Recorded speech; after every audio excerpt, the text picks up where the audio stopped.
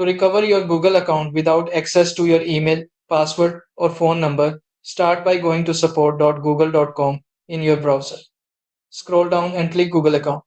Then tap Post in the Help community.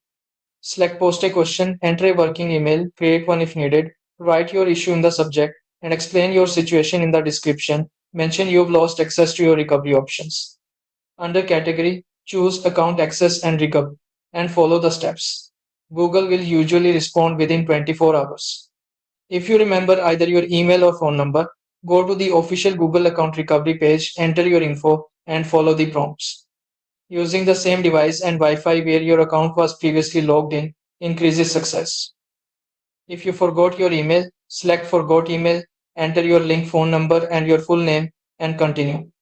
Once verified, you can reset your password and regain access. This method works best when recovery info matches your original account details.